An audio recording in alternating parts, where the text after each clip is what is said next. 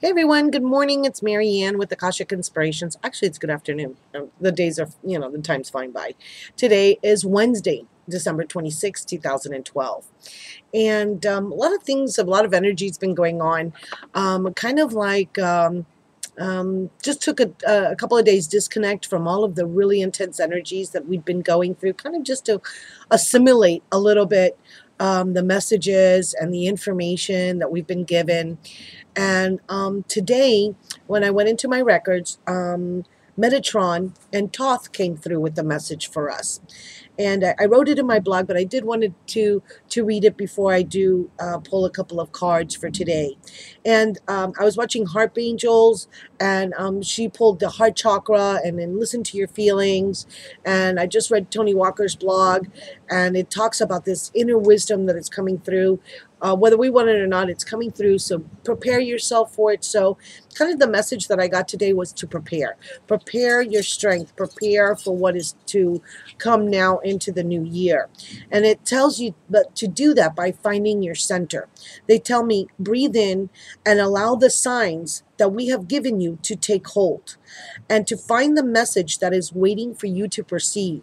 So basically, I know a lot of people have been downloading, getting downloads. So this information, even though you don't understand, I know Tony and Stasha and a lot of us have been getting downloads that we don't necessarily even know what they are or what they mean or or anything about them. But I think it's basically what we need to do is ground ourselves and to prepare for whatever it is that is coming that we will then need that information for.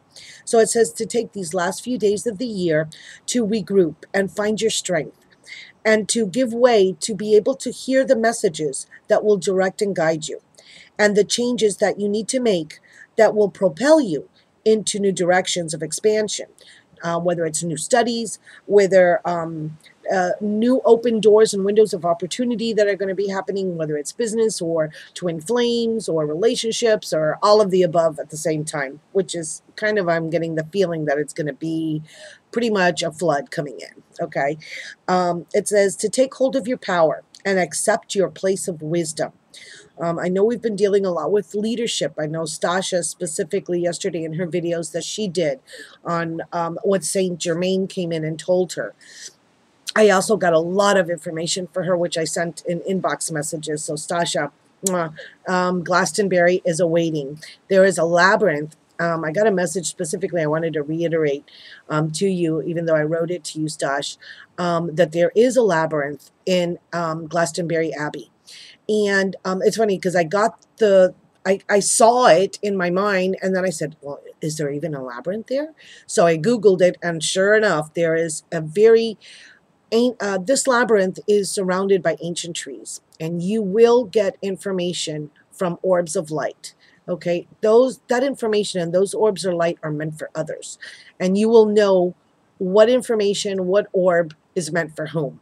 Okay, so really important that if you go to Glastonbury, that you really work on your chakras, starting with the root chakra, the sacral, going to specific places, which I've sent to you, and culminating, of course, in the tor, which is the crown chakra. I was so excited I couldn't sleep. It was like 3 in the morning. So I just wanted to give that information back out to Stasha. It's time now to take hold of your power and your wisdom. And as you hold this power in your heart center, and it's basically allow it to build up. Okay, don't release it right away. Allow this power to build and to build and to really become a force. And this force will then cover your entire body. This light that as it fills your heart chakra, it will spread out to the rest of your being, and you hold it in. And as when the new year opens, that is once you've had this momentum building, that you just are going to explode forth in an outburst of blazing light. Okay, a blazing sun is what they said. And then you will take your rightful place in the world and be who you are meant to be. Leadership, they say, comes from a place of secure connection with your inner self. As you are grounded and firm, your confidence builds and creates the firm foundation for the rest of the steps that will follow. and that will be built on this foundation. So it's really integral that this foundation be strong, secure, firm. And it says, take care now to ensure its strength, so that no matter what comes later, that you will be strongly rooted and stand firm to bear the weight of all else that comes. So that was the message today from Metatron and Thoth, who came to me. So since we're seeming to be seeking direction, I'm going to go ahead and pull a couple of cards from the Enchanted Map by Colette Baron Reed. And I really like these cards because they do provide a more intimate message regarding direction and purpose. Okay. All right. I pulled two of them. I've been going to pull two of those. And the first card I pulled is details. So here they're telling you there's messages coming through. You have to focus. Use your, you've got the magnifying glass with the little fairy looking at clarity. I think that's what it says there. Yeah, the word's clarity. It's actually upside down. Say clarity. And it's pay attention to all the details. Make sure that you are fully grounded in yourself, that you are open to these messages. They're telling me that signals are coming in. So let me just read a little bit about what Colette has to say about the card. It says the most powerful patterns are created with the tiniest details. Pay attention. And I know that Tony got, I think it was one of the cards in her blog about paying attention and listening. This is the time to be aware of the fine print in all areas of your life. Look at the details. When this card appears, it's a sign to finesse a project, to make small but meaningful gestures, and add a personal touch. Be aware that what you need to know lies in the details. All right, so the information, these messages that are coming through are in the details. And the next card that I pulled that came out for us is the Be a Gentle Gardener. And this message is to be your own person, to be a conscious co-creator. And that's what they talked about today in the blog, to be conscious co-creators with what we're doing. It's to remind you that your thoughts, your feelings, and beliefs create the reality that you experience. That are you aware of your thoughts and what their quality is? To believe in the limitless possibilities, because all of these new things are coming in, things that we haven't even imagined them to be.